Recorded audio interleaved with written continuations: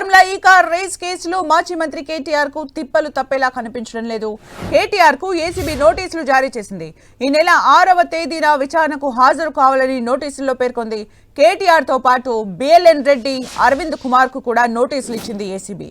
ఇప్పటికే ఫార్ములా ఈ car race కేసులో ఈ నెల 7న విచారణకు హాజరు కావాలంటూ ఈడీ అధికారులు కేటీఆర్ కు నోటీసులు ఇచ్చారు. దీంతో ఈడీ విచారణకు ముందే కేటీఆర్ ఏసీబీ విచారణకు హాజరు కానున్నట్లు తెలుస్తోంది. 55 కోట్లు విదేశీ కంపెనీకి నిబంధనలకు విరుద్ధంగా నగదు బదిలీ చేయడంతో ఏసీబీ అధికారులు ఎఫ్ఐఆర్ నమోదు చేసి విచారణ చేస్తున్నారు.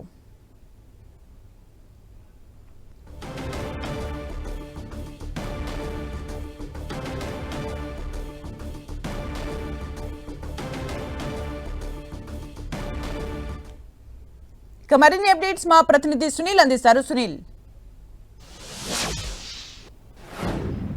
ఈ ఫార్ములా కేసులో ఏసీబీ అధికారుల వైపు మరోవైపు ఈడీ అధికారులు దర్యాప్తు ముమ్మరం చేశారు. ఇప్పటికే ఒకరికొకరు అటు ఈడీ అధికారులు మరోవైపు ఏసీబీ అధికారులు కూడా అటు మాజీ మంత్రి బీఆర్ఎస్ వర్కింగ్ ప్రెసిడెంట్ కేటీఆర్ తో పాటు అరవింద్ కుమార్, అదేవిధంగా బిఎల్ఎన్ రెడ్డి ముగ్గురు కూడా నోటీసులు సర్వ్ చేశారు. ఇప్పటికే మనం చూసాం ఈడీ అధికారులు జారీ చేసిన నోటీసులపై అటు కొంత సమయం కావాలని అటు బిఎల్ఎన్ రెడ్డి కావచ్చు, అరవింద్ కుమార్ సమయం కోరారు. కానీ కేటీఆర్ ని ఈ నెల 7వ తారీఖున రావాలని అటు ఈడీ అధికారులు చెప్తే నేపథ్యంలో ఇప్పుడు మళ్లీ తాజాగా ఏసీబీ అధికారులు అటు మాజీ మంత్రి బీఆర్ఎస్ వర్కింగ్ ప్రెసిడెంట్ కేటీఆర్ కి నోటీసులు జారీ చేయడం ఒక రాజకీయంగా తీవ్ర చర్చాంశం మారింది. ఇప్పటికే ఏసీబీ అధికారులు నమోదు చేసినటువంటి కేసుని సవాల్ చేస్తూ అటు కేటీఆర్ హైకోర్టులో పిటిషన్ దాఖలు చేసి ఆ పిటిషన్ పై సుదీర్ఘ వాదనలు విన్నటువంటి జస్టిస్ లక్ష్మణ్ బెంచ్ ఆ పిటిషన్ ని తీర్పుని రిజర్వ్ చేసింది. అయితే తీర్పు ప్రకటించేంత వరకు కూడా అతన్ని అరెస్ట్ చేయొద్దంటూ కూడా ఆదేశాలు జారింది. కాబట్టి ఇన్వెస్టిగేషన్ మాత్రం యథావిధిగా కొనసాగించుకోవచ్చని హైకోర్టు చాలా క్లియర్ గా ఆదేశాలు జారింది. ఈ నేపథ్యంలోనే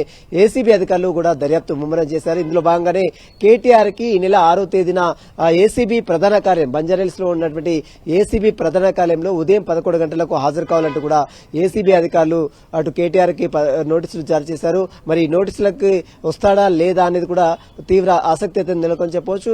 మరోవైపు కేటీఆర్ తో పాటు మరోవైపు అరవింద్ కుమార్ కి, మరోవైపు బిఎల్ఎన్ రెడ్డికి ముగ్గురు కూడా నోటీసులు సర్వ్ చేశారు. 7-8 తేదీలో బిఎల్ఎన్ రెడ్డి కావచ్చు, అదేవిధంగా అరవింద్ కుమార్ హాజరు కావాలి. మరోవైపు 6వ తేదీన మాత్రం ఖచ్చితంగా కేటీఆర్ హాజరు కావాలి, అతనికి స్టేట్మెంట్ నమోదు చేసుకోవాల్సిన అవసరం ఉందంటే మాత్రం ఇప్పటికే ఏసీబీ అధికారులు భావిస్తున్నారు. ఇప్పటికే మనం చూసాం దానకిషోర్ స్టేట్మెంట్ కూడా ఏసీబీ అధికారులు నమోదు చేసుకుంది. ఆ దానకిషోర్ ఏసీబీ నమోదు చేసుకున్న స్టేట్మెంట్ కూడా ఈడీ అధికారులు సేకరించారు. మరోవైపు ఈడీ అధికారులు కూడా అటు కేటీఆర్ ని ఈ నెల 7వ తేదీన విచారించే అవకాశం. సుమిత్ర, అంటే సునీల్, ఏసీబీకి సంబంధించి కేటీఆర్ కూడా కొన్ని వ్యాఖ్యలు చేశారు. అసలు కరప్షన్ జరిగిన చోట ఏసీబీ అధికారులు ఎందుకు అని అన్న సందర్భంలో ఏసీబీ నోటీసుల్లో ఎలాంటి పాయింట్స్ ఉన్నాయి? అసలు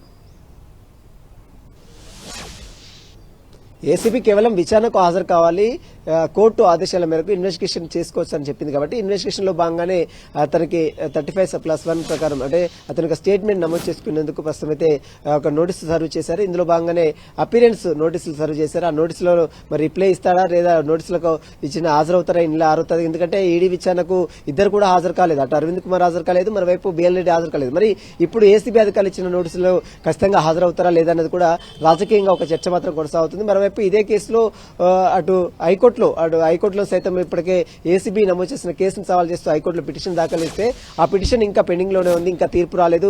తీర్పు రిజర్వ్ చేసింది. ఆ తీర్పు వచ్చేంత వరకు కేటీఆర్ ని అరెస్ట్ చేయొద్దంటూ కూడా కోర్టు ఆదేశాలు చేసింది. అయితే విదేశాలకు 55 కోట్ల మేరకు నిబంధనలకు విరుద్ధంగా డబ్బులు బదిలీ చేశారన్నది వీరిపై వస్తున్నటువంటి ప్రధాన అభియోగం. వీరితో పాటు ఆర్బీఐ అప్రూవల్ లేకుండా, ఫైనాన్స్ సెక్రటరీ అప్రూవల్ లేకుండా, అదేవిధంగా కేబినెట్ అప్రూవల్ లేకుండా ఏకపక్షంగా నిర్ణయం తీసుకుని అధికారులను మభ్యపెట్టి డబ్బులు మొత్తం కూడా ట్రాన్సాక్షన్ చేశారు. ఇదంతా కేటీఆర్ లబ్ధి పొందాడనేది కేటీఆర్ పై వస్తున్నటువంటి ప్రధాన. కానీ ఇందులో ప్రివెన్షన్ ఆఫ్ కరప్షన్ యాక్టే లేదు. ఎందుకు తమపై కేసు నమోదు చేశారు? ఇదంతా కూడా రాజకీయ కక్ష సాధింపు చర్యలో భాగంగానే తమపై కేసులు పెట్టి కాంగ్రెస్ ప్రభుత్వం బనాయిస్తుంది, వేధిస్తుందనే అంశాన్ని గతంలో కేటీఆర్ కూడా అనేక సందర్భాల్లో చెప్పారు. కానీ ఇప్పుడు మరి ఈడీ అధికారులు ఒకవైపు నమోదు చేస్తారు, మరోవైపు ఏసీబీ అధికారులు నమోదు చేశారు. కాబట్టి ఇందులో మరి ఏసీబీ అధికారులు నమోదు చేస్తున్న కేసుకు రెస్పాండ్ అవుతారా, హాజరవుతారా అనేది కూడా రాజకీయంగా మాత్రం ఒక తీవ్ర చర్చ మాత్రం కొనసాగుతుంది. Sumitra, thank you Sunil for the updates.